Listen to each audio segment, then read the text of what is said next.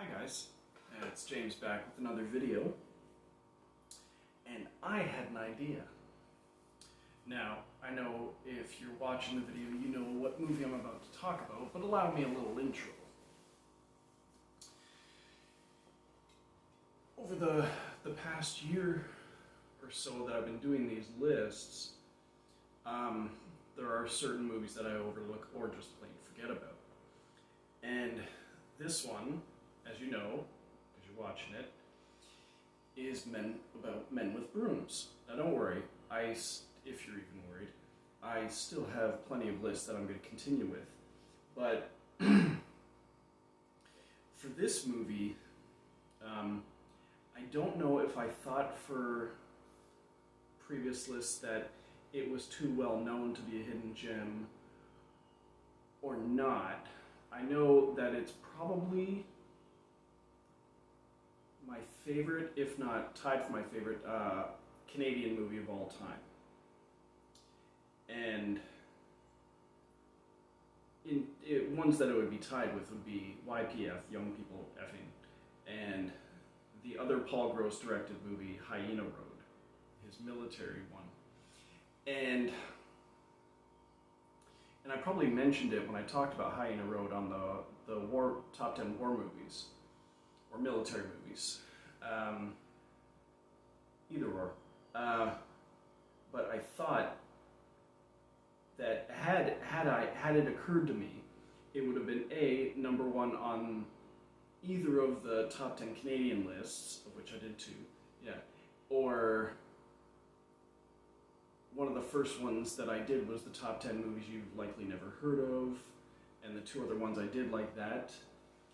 Or I do have an upcoming list about sports movies, and it would have been number one on that. Now I'm still going to do that, I just have to slot something else in since I'm taking off Men with Brooms. But I thought, since it's probably my favorite Canadian movie of all time, coupled with this idea I had, that I would do sort of like a spotlight on one movie. And there was another movie that I was thinking about today that I will do next, but I'll leave that for when I do it, because it's another movie that I've left off of several lists and I don't know why. I know that I've mentioned it on one or more of the Movie Madhouse podcasts that I take part in, but anyway. So, I'm going to talk about Men with Brooms. Now, this was the directorial debut of Paul Gross. He's done 3 movies, Men with Brooms, Passchendaele, and Hyena Road.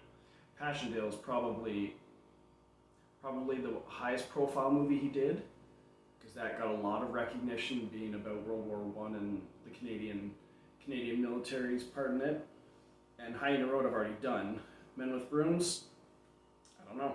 But I think I would consider it a hidden gem because I don't think a lot of people take notice of a movie about curling. But as it happens, it's the movie that made me care about curling. I mean, you'd seen it on TV. It's not the most entertaining sport, but sort of like with the movie Rush about F1 racing, made me care about F1 racing when I hadn't before.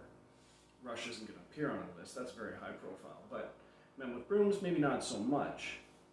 So I also have a sentimental attachment to this movie, being that, to the best of my recollection, it was the last movie I saw in the theater with just me and my dad prior to him dying. Now, he died in 2006, and this movie came out in 2002, but I'm fairly certain it was the last one I saw in the theater where it was just me and him. And I think we went to London to see it. Anyway. This one could have almost actually gone on the romantic comedies list too, or comedies. Anyway, any number of lists, it would have been number one, because it's that good, it's that funny. Now, essentially, it's about this former championship caliber curling team headed up by Paul Gross and his character Chris Cutter. And the other guys on the team were James Lennox, played by Peter Outerbridge, Jed Reeves playing Eddie Strombeck, and James Elodie playing Neil Busick, and 1, 2, 3, 4. I believe that was the 4 of them. And their coach at the time was,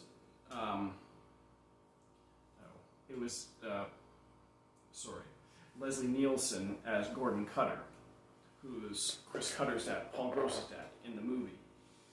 And what happened was, because the movie opens with Donald Foley, who's the father of Amy Foley, played by Molly Parker.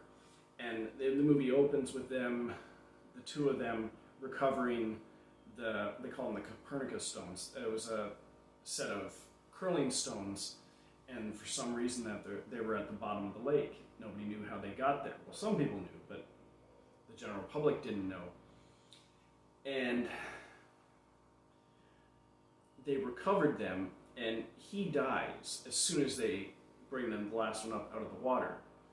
And he leaves a sort of living will, or last will and testimony, but he videotapes it. So they get everyone back together, family and the teammates. He says, like, my last dying wish was that for you guys to reunite, take these stones, and win the Golden Broom. And the Golden Broom is sort of like the be-all, end-all of curling championships, sort of like the Briar Cup, the Labatt Briar. But they made up their own name for this. And so they do, and they get all together, and they've all been apart and scattered across the globe, or at least Paul Gross had, ever since the last time that they had competed together, because what you find out is that there's a term in curling called like a burned rock or whatever, and if you accidentally touch the rock with any part of your body, aside from like when the skipper releases it, it's a burned rock. It's disqualified. Doesn't count. Well, what Cutter did, what Paul Gross's character did, was he accidentally touched the rock and didn't call it. Didn't say anything. And they ended up not winning, but he felt so guilty about burning the rock and not calling it that he tossed all the stones into the bottom of the lake. And then that was the end. Team scattered. And I think he's the only one that knew, or maybe his father also knew. But he's also estranged from his father ever since the mother died. And so their goal is to get back together and sort of get back together as a team and as friends. And it's just a great group of guys that get together. Great group of actors. They got to play these guys, and they all have their own little things where, like, Eddie Strombeck is trying with his wife to get pregnant. Neil quit curling and got married, but he's sort of in like a loveless, lifeless marriage with his wife. He works as like a funeral director. James Lennox, Peter Outerbridge's character, he's sort of like the screw up. He's always going around living from one scam to the next, and just sleeping with all these women and stuff. And the former coach, Leslie Nielsen's character, Gordon Cutter, is sort of just doing his own thing, growing magic mushrooms in a little shack out back of his house. And so he has to reconnect with his father and reconnect with all of his teammates, and they have to get together and enter the Golden Broom and try and win it. And the ultimate representation of evil, all that's bad in the world of curling, is played by Greg Brick, who's known as Alexander the Juggernaut Yount, and he's sort of like the new hip thing, the hot shot world champion curling guy. And so he's got all the best gear and stuff. And so they know that they're going to ultimately have to take him down, face him in the finals. And Molly Parker is sort of like not call her a groupie. She's always been a fan of the curling world, and she's always had a thing for Chris Cutter, Paul Gross's character. But it's sort of always been unrequited because he was engaged to marry her sister, and left her at the altar, but also left his team and just like got the hell out of there. So she's always had a grudge against him, but the sister's always had a thing for Chris. So it's another bridge he has to mend with his former fiancée. So that's the basis for the movies, them getting back into fighting shape and stuff. And I won't go into the actual championship, except for one thing, the results and all that stuff. I won't do that. Although you watch it, and the commentators are just hilarious, getting into it. They have beers up in the commentating booth and just getting so into all the action that's going on. But when they announce all the teams, they like, this is the team from, what's the town they're in? Long Bay. And you get like the team from Long Bay is like the skipper, Chris Cutter, and all those guys.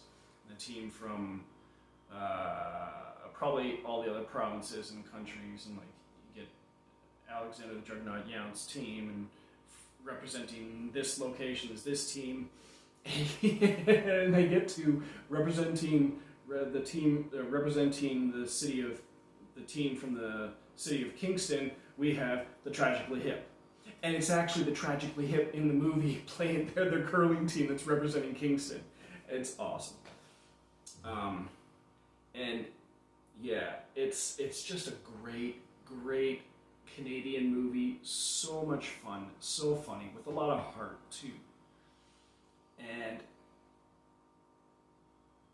I would say that Paul Gross as a director is just gotten better and better, because Men with Brooms is a great movie. And Passchendaele, while I still like it, I like it the least out of the three, was a major achievement. What he accomplished in that with all the World War I stuff was amazing. And then when he does Hyena Road, he gets like the modern day war movie. And that movie's just on another level of quality. But I imagine the Passchendaele took a lot more work, because it's back in World War I, so 1917 era, with all the costumes and the old armaments and stuff like that, and the set decoration and stuff. But this movie's where it all started, for movie, directing movies, that is. So, let me see if I can list any other actors you may recognize in it. Let me see. Polly Shannon is in there as Joanne, who shows up to town with James Lennox, Peter Outerbridge's character, as his current girlfriend.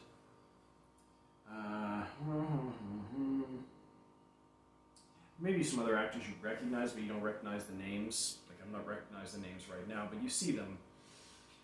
You've seen them from time to time in other Canadian productions, most likely. Anyway, so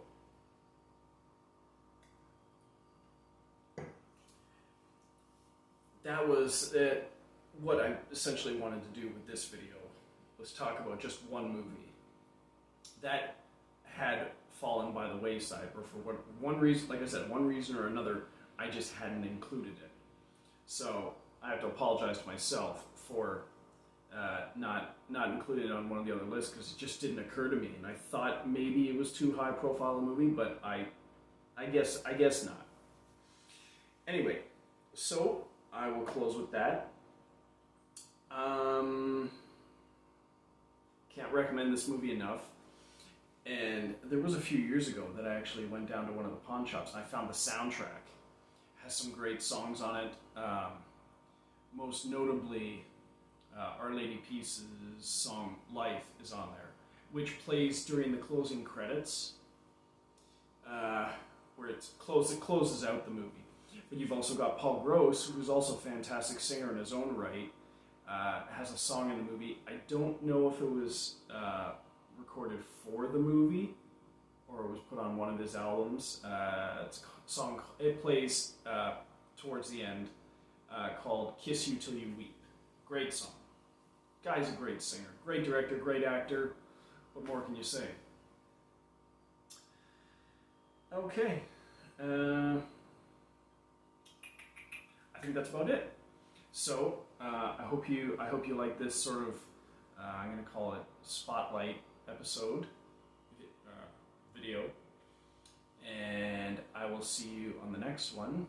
And a like and subscribe. And if anyone feels like commenting on a list idea you have, by all means throw it my way. There's got to be something I haven't thought of yet, because I keep coming up with other lists, or a spotlight episode on a particular movie that I may have neglected, in addition to the other one I'm going to do. All right, so that's all for now. Toodles.